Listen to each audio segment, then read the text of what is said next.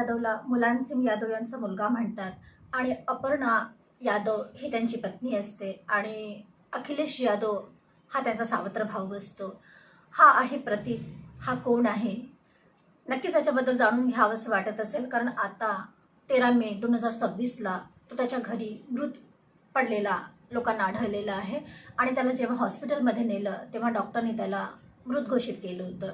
तर हा प्रतीक मुलायमसिंग यादव कोण आहे हे आपण जाणून घेऊ.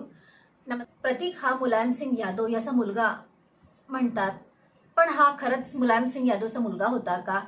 कोणा दुसऱ्यांचा मुलगा होता आणि त्याच्यामध्ये जे रक्त होतं ते दुसऱ्यांचं होतं, पण तरीही मुलायमसिंग यादव यांनी त्याला आपलं नाव दिलेलं. तर त्याची पूर्ण स्टोरी काय आहे ते आपण जाणून घेऊ. मुलायमसिंग यादव आणि साधना गुप्ता. साधना गुप्ता ही लखनौच्या व्यापारी कुटुंबाशी संबंधित असणारी महिला होती आणि ती दिसायला सुंदर होती, सुशिक्षित होती. ती व्यापारी कुटुंबामधली महिला होती. तिचे संबंध कालांतराने मुलायमसिंग यादवसोबत स्थापित झाले. त्याआधी ती चंद्रप्रकाश गुप्ता यांची पत्नी होती आणि ह्या दोघांचं जेव्हा लग्न झालं होतं त्यानंतर प्रतीकचा जन्म झाला होता आणि नंतर ह्या दोघांचं बिनसायला लागलं. ह्या दोघांचं पट्टेनं असं झालं आणि त्यानंतर तिचे संबंध मुलायमसिंग यादवसोबत यायला लागले आणि मुलायमसिंग UP सरकारमध्ये त्यांचं खूप नाव होतं आणि त्यांचा खूप मान सन्मान होता, त्यांचा चांगला दबदबा होता. या दोघांची जवळीकता यायला लागली आणि त्या दोघांनी नंतर लग्न केलं आणि मुलायमसिंग यादव यांनी प्रतीकला आपलं नाव दिलं. म्हणजे तो प्रतीक जो गुप्ता होता तो आता प्रतीक मुलायमसिंग यादव झालेला होता, कारण मुलायमसिंगने साधना गुप्तासोबत लग्न केलं होतं. लग्नानंतर त्याने त्या मुलाला आपलं नाव दिलं होतं. त्या दोघांचा रक्तांचा जरी संबंध नसला तरी पिता म्हणून मुलायमसिंगच त्याचे पिता होते. हे जेव्हा लग्न झालं तेव्हा मुलायमसिंग यादव हे मॅरिड होते. त्यांचं लग्न मालती देवी सोबत झालं होतं. त्यांना अखिलेश हा मुलगासुद्धा होता, पण तरीही त्यांनी ते लग्न तसंच ठेवून त्यांनी साधनासोबत लग्न केलं आणि यामुळे त्यांच्या घरामध्ये एक वादळ आलं. पण ते वादळ कालांतराने शांत झालं आणि अखिलेशने प्रतीकला आपल्या भावासारखं समजलं आणि दोघांमध्ये भावाचे संबंध होते. जरी ते नॉर्मल भावांसारखे जरी नसले तरी त्यांच्यामध्ये जे नातं होतं त्याच्यामुळे ते भाऊ वाटत होते. सख्खं नातं जरी नसतं तरी सावत्र नातं होतं आणि ते दोघं घरात जरी त्यांचा अबोला असेल किंवा त्यांचे संबंध नसतील चांगले, पण तरी लोकांसमोर ते नॉर्मल राहण्याचा नक्की प्रयत्न करत होते आणि तो जरी सावत्र भाऊ असला तरी ते सार्वजनिक ठिकाणी एकत्र येत होते आणि एकत्र एकमेकांना रिस्पेक्ट देत होते, एकमेकांना मान देत होते. दोघंही कुटुंब गुप्ताचा मुलगा आणि अखिलेश यादव हे दोघंही सार्वजनिक ठिकाणी भावांसारखेच राहत होते. जरी ते सख्खे भाऊ नसले तरीही नॉर्मल भावांसारखे जरी नसले तरी ते भावांसारखे राहत होते. तर मुलायमसिंगच्या आधी साधना गुप्ता मरण पावली, मुलायमसिंग यादव मरण पावले आणि आता 2026मध्ये प्रतीक मरण पावलेलं आहे. यांचं एक कुटुंब जे होतं नष्ट झालेलं आहे. तर यामागचं कारण काय आहे हे जाणून घेऊया. प्रतीक हा कोण होता, कसा होता, त्याचा मृत्यू कसा झाला हे आपण जाणू. नमस्कार, मी सुजाता, सोशल वर्कर सुजाता ह्या YouTube चॅनलवरती तुमचं मनापासून स्वागत करते. समाजामध्ये अनेक आपराधिक घटना घडत असतात, त्यामुळे मन खूप दुःखी होते, कष्टी होते, घाबरून जाते. पण कुठल्याही गोष्टीला घाबरायचं नसते, त्याला समोर जायचं असते, त्याला फेस करायचं असते, कारण रडायचं नसते, लढायचं असते. जनजागृती हा या कार्यक्रमाचा उद्देश आहे. आजची सत्य घटना जी आहे ती उत्तर प्रदेशच्या लखनौ या ठिकाणची आहे. ही पूर्ण स्टोरी आपल्याला जाणून घ्यायचं असेल तर आपल्याला खूप आधी जावं लागेल आणि अशा काळात जावं लागेल ज्या काळामध्ये प्रतीकचं प्रेम हे बहरत होतं. अपर्णा त्याच्या आयुष्यामध्ये कधी आली हे आपण जाणून घेऊ. अपर्णा आणि त्याची ओळख, अपर्णा 10व्या वर्गाची स्टुडंट होती तेव्हा आईचा वाढदिवस होता, बर्थडे पार्टीमध्ये ती आली होती आणि कॉमन फ्रेंड थ्रू त्याची ओळखी अपर्णासोबत झाली होती. प्रतीक तिथे होता, दोघांची ओळखी झाली. तेव्हापर्यंत अपर्णाला काहीच माहिती नव्हतं. त्यावेळेस इंस्टाग्रामचा काळ नव्हता, फेसबुकचा काळ नव्हता. त्यावेळेस चोरून लपून भेटल्या जायचं आणि चोरून लपून फोनसुद्धा केल्या जायचं. असं ते निरागस असं प्रेम होतं. पण कालांतराने त्या प्रेमालाही कुठे ना कुठे डाग लागला असं म्हणायला हरकत नाही आणि त्या दोघांचं प्रेम भारत होतं. 8 वर्ष ते एकमेकांसोबत रिलेशनशिपमध्ये होते. त्यानंतर त्यांनी ठरवलं की आता आपल्याला एकमेकांसोबत राहायला पाहिजे, एकमेकांसोबत आयुष्य काढायला पाहिजे आणि एकमेकांसोबत मरेपर्यंत सोबत राहायला पाहिजे, असं त्यांनी एकमेकांना वचनं पण दिले होते आणि त्यांनी ठरवलं की आता आपण एकमेकांच्या सोबत राहूया. प्रतीकने फॉरेन युनिव्हर्सिटीमधनं, लंडन युनिव्हर्सिटीमधनं त्यांनी मास्टरची डिग्री घेतली, त्यांनी MBA केलं आणि अपर्णा ही सुद्धा हायली क्वालिफाईड होती. तिने सुद्धा मँचेस्टर युनिव्हर्सिटीमधनं मास्टरची डिग्री घेतलेली आणि हे दोघंही क्वालिफाईड होते. लग्न करण्याचा ह्या दोघांनी निर्णय घेतला आणि लग्नही त्यांचं खूप असं धूमधडाक्यात झालेलं. तो मुलायमसिंग यादवचा मुलगा होता, त्यामुळे हे लग्न हाय प्रोफाईल लग्न होतं आणि श्रीमंत लोकांचं लग्न, जे शाही लग्न झालेले आतापर्यंतचे जे शाही लग्न झालेले आहेत, त्या शाही लग्नामधलं एक लग्न हे सुद्धा होतं. यात मोठे मोठे फिल्म स्टार, उद्योगपती कोण नव्हतं या लग्नामध्ये. या लग्नामध्ये बॉलिवूडचे सुपरस्टार, शहनशाह ज्यांना म्हटल्या जाते, अमिताभ बच्चन हे होते आणि अंबानी ग्रुप कोणाला माहिती नाही आहे, तिथले बिझनेसमॅन सुद्धा या लग्नाला हजर होते. असं हे हाय प्रोफाईल लग्न होते आणि हे लग्न जे होते तर ते मुलायमसिंग यादवचं जे मूळ गाव आहे, जे पैतृक गाव आहे सैफई, त्या गावामध्ये हे लग्न होते. म्हणजे या मुलाला पूर्ण जो दर्जा होता तो मुलायमसिंग यादवच्या मुलाचा होता. जरी तो सावत्र असला, जरी त्यांचे रक्त वेगळे वेगळे असले, तरी तो मुलायमसिंग यादवचा मुलगा होता आणि त्याला ते सगळे हक्क होते जे अखिलेश यादवला होते. असं हे लग्न झालं. त्यानंतर हा जो प्रतीक आहे याला राजकारणात अजिबात इंटरेस्ट नव्हता. तो बिझनेस क्लासचा होता, त्याला बिझनेसच करणं आवडायचं आणि तो मोठे मोठे असे बिझनेस तो करायचा. त्याचं लाईफस्टाईल खूप रॉयल होतं. करोडोच्या कार्सचं कलेक्शन त्याच्याकडे खूप जबरदस्त होतं. त्याला कारची खूप आवड होती आणि महागड्या महागड्या गाड्या ठेवणं हे त्याचं पॅशन होतं. तो फिटनेस प्रेमी होता.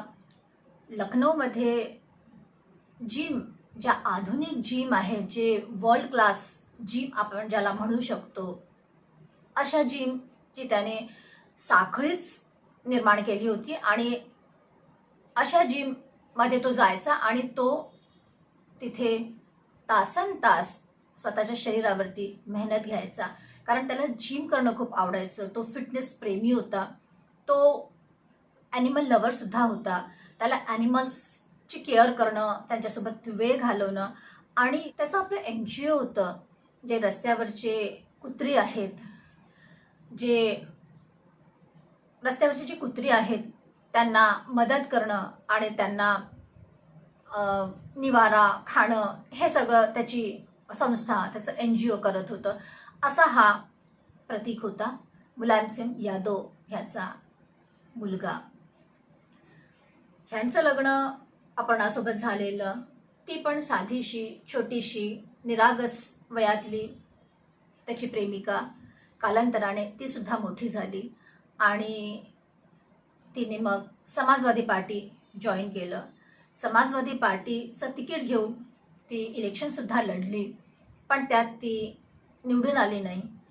कालांतराने मतभेद झाले, घरातच मतभेद झाले आणि तिने नंतर 2022मध्ये BJP जॉईन केलं आणि ती आज लखनौमध्ये BJPचा चेहरा म्हणून तिच्याकडे पाहिल्या जाते. ही गोष्ट प्रतीकला आवडण्यासारखी नव्हती, कारण त्याचे जे मूळ होते ते तर समाजवादी होते. त्या समाजवादी पक्षाचा तो आदर करत होता. ती पार्टी त्याच्या घरची होती आणि त्या पार्टीबद्दल त्याला अभिमान होता, त्याला गर्व होता. पण अपर्णाने ती पार्टी सोडली आणि ती BJP तिने जॉईन केलं. हे कदाचित प्रतीकला आवडलं नसेल. ह्या लोकांचं सुरुवातीला तर खूप छान सगळं सुरू होतं. असं वाटायचं की सगळं परफेक्ट फेरीटेल सारखं यांचं लाईफ होतं. रॉयल असं लग्न झालं. त्या दोघांच्या लग्नातून त्या दोघांना 2 छान सुंदर क्यूट मुली झालेल्या. अगदी सगळं मनासारखं आणि सगळं व्यवस्थित. जणू ह्याच सगळ्यांची लोकांना अपेक्षा असते आणि असंच त्यांच्या आयुष्यामध्ये घडत होतं. पैशा पाण्याची कमतरता नव्हती. त्याचा बिझनेस खूप चांगला चालत होता. तो आपल्या बिझनेसमध्ये सेटल होता आणि हिला असं वाटलं की आता आपण राजकारणात जावं. हिची इच्छा होती राजकारणात जाण्याची. त्यामुळे मुलायमसिंग यादव यांनी समाजवादीमध्ये तिला आणलं आणि ती नंतर तिकीट घेऊन ती लढली सुद्धा, पण ती हारली आणि त्यानंतर तिने BJP जॉईन केलं. पण हे प्रतीकला आवडण्यासारखं नव्हतं आणि या दोघांचे भांडणं व्हायला लागले. जे भांडणं आधी बेडरूममध्ये व्हायचे ते आता सोशल मीडियावरती व्हायला लागले. जानेवारी महिन्यामध्ये प्रतीकने एक मेसेज लिहिलेला इंस्टाग्रामवरती आणि त्याने हे म्हटलेलं की अपर्णा ही खूप स्वार्थी आहे. तिने माझे सगळे नाते संबंध, आई बाबा भाऊ सगळ्यांना तोडून टाकलेलं आहे. तिला केवळ पैसा हवा आहे, तिला केवळ पॉवर हवं आहे. माझी मेंटल हेल्थ अजिबात चांगली नाही आहे, पण तिला ह्याच्याशी काही घेणं देणं नाही आहे. तिला केवळ राजकारणात इंटरेस्ट आहे आणि ती सतत राजकारणाचे दौरे करत असते. घरात तिचं लक्ष फारसं नाही आहे असं तो म्हणाला. आणि केवळ असंच नाही म्हणाला, तर तो हेही म्हणाला की मला हिला डिवोर्स सुद्धा द्यायचा आहे आणि आम्ही लवकरच डिवोर्स घेऊ, असं त्याने इंस्टाग्रामवरती मेसेज केलेला. त्यानंतर लगेचच काही दिवसांनी त्याने टर्न केलं आणि म्हटलं की आमच्यामध्ये आता सगळं व्यवस्थित आहे. आम्ही संवादातनं सकारात्मकतेकडे गेलेलो आहे आणि आम्ही आता पॉझिटिव्ह झालेलो आहे आयुष्याला घेऊन. आमच्यामध्ये जे भांडणं होतं त्याचा समेट झालेला आहे आणि आता आमचं आयुष्य परत एकदा रुळावर आलेलं आहे आणि आम्ही परत एकदा आपल्या संबंधाला संधी दिलेली आहे, असं त्याने म्हटलेलं. आणि त्यानंतर मार्चमध्ये ते दोघं म्हणजे प्रतीक, अपर्णा आणि त्यांच्या 2 मुली फॉरेनला ट्रिपसाठी गेलेले आईसलँडला. आणि तिथून अपर्णाने फोटो पोस्ट केलेले. असं वाटलं की हॅपी फॅमिली. परत एकदा ह्यांच्याकडे बघून असं वाटलं की फॅरीटेल. सगळं अगदी व्यवस्थित होतं, छान होतं. पण कुणालाही असं वाटलं नाही की हा फोटो, ही पिकनिक ह्यांची शेवटची राहील. त्यानंतर ते लोक आले घरी लखनौ. प्रतीकला बरं नसायचं आणि मे महिन्यामध्ये तो ॲडमिटसुद्धा झाला होता. प्रायव्हेट हॉस्पिटलमध्ये तो ॲडमिट झालेला होता. पण कुठलीच फॉर्मॅलिटीज न करता तो हॉस्पिटल सोडून घरी आलेला आणि त्यानंतर तो घरीच होता.